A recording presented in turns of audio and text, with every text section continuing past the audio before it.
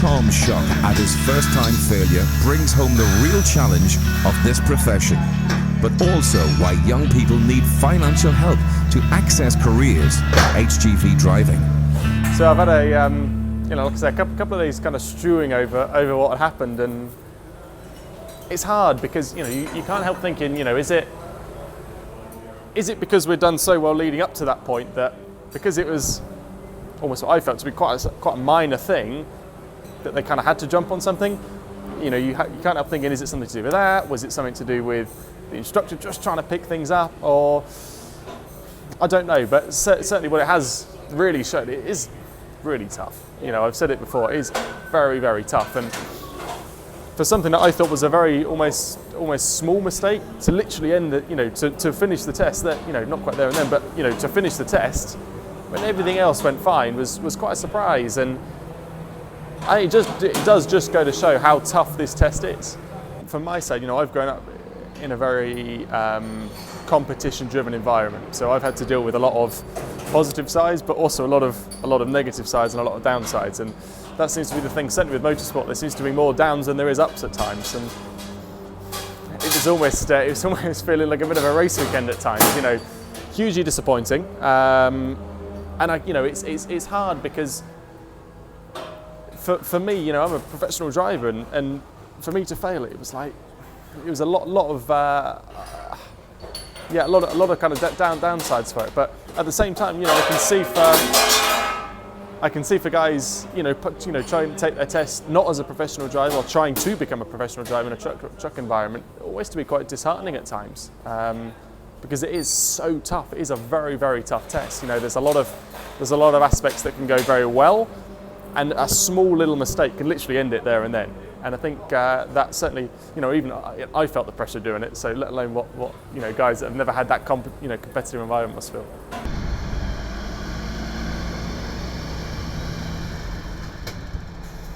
Training and testing costs an average applicant £3,000. A steep price, and not one many people could afford to lay out and then lose. After the disappointment of failing his test the first time, Tom mentally prepares for his second attempt of passing his C+ HGV test.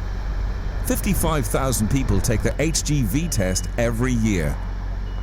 Almost 1 in 2 fails. Passing this first test is vital in order to progress to driving an articulated truck.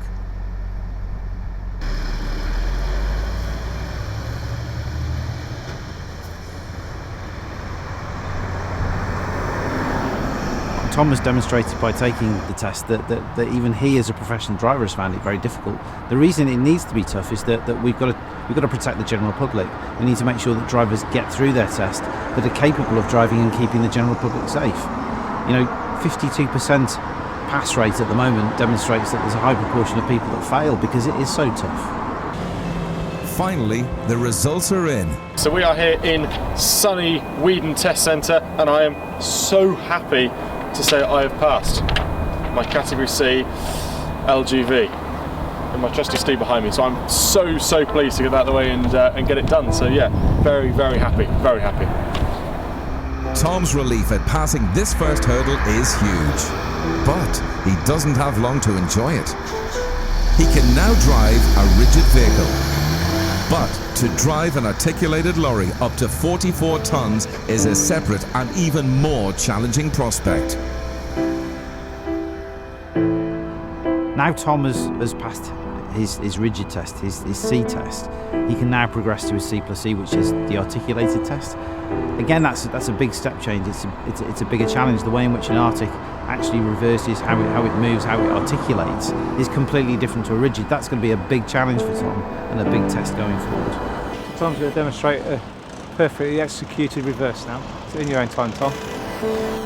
Tom must now adjust to having a 13.6 metre trailer attached to the back of the vehicle, making it very different to what he's used to in the rigid truck. The combined length of the tractor unit and the trailer is 16.5 metres, leaving little room for manoeuvre. But practice makes perfect.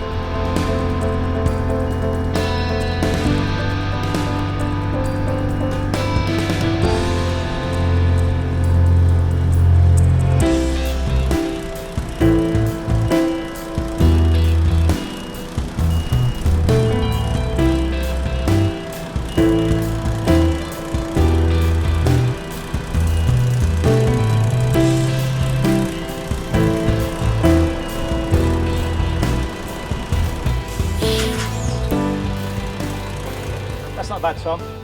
Yeah, you could get a bit closer. When they check, it's the rearmost part of the truck. So I mean, really, that's the rearmost part of the truck. Okay. So you've actually pulled that back within 2 inches. Perfect. It's too good. You want to be stopping sort of several inches away from it, really. Okay. Because there is a chance you could touch the barrier. Okay. And then it's a fail. Okay. But apart from that, yeah, Bang on. Well done. The reversing, obviously, the biggest thing that you notice. Obviously, when you're turning left, Trailer's trying to go right, and vice versa. So you're almost turning the opposite way to what you think. But at first, is a bit weird. But I think it's something you kind of get your head around. Yeah, obviously. Like but it's only when you're going backwards. You know, when you're going on a straight line, it's similar sort of characteristics. You're just watching for the trailer, taking a shorter route through tighter corners and things like that. We get drivers that get really frustrated because they can't drive these in reverse, and it's basically because they've been so used to driving the Brain car. power's trying to go the opposite. Yeah, it's autopilot. What I have to do is say, look, just take it all the way back to basics. Yeah. You couldn't tie your shoelace when you was 5 years old, and you basically learnt to tie your shoelace. Yeah.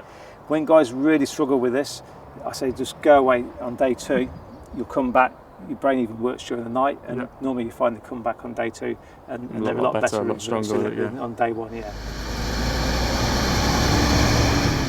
When you've got something like this, the last thing you really want to do is bring it to a halt because it's such a big mass to then try and start moving again. So, it's just forward planning more than anything else. You know, you're almost reliant on the other cars a lot more than when you're driving a lot more than when you're driving your car on the road, because your car you can stop fairly easily. But in something like this, you're reliant on what other people are doing. So you're having to put your trust in sometimes in other people, knowing that they've put their indicator on, they're going to be coming off, right, I can go. And again, like you were saying, it just comes with a little bit of forward planning and forward thinking. I think the difference from day 1 is you were saying to me, God, it's all happening so quick. Yeah. But now you're forward planning it, and it's all done at a nice pace. Yeah. So you can sort of make alterations depending on what everybody else is doing in the roundabout. So yeah, I remember saying that actually. Forward planning, isn't it? Yeah. Oh yeah. I remember first day. You said it's easy, isn't it? I'm like, no, there's so much happening. Yeah. But no, it's like we've said now. So long as you're planning ahead, you can kind of anticipate stuff a lot easier and a lot better. We're all right. Good. Yeah. Next time. So this is the big day. This is the one that we're going to, we'll nail this one and get this over and done with. After all the studying of theory and grueling hours behind the wheel, Tom must gear himself up for his ultimate challenge. Can Tom keep his cool all the way to the finish line?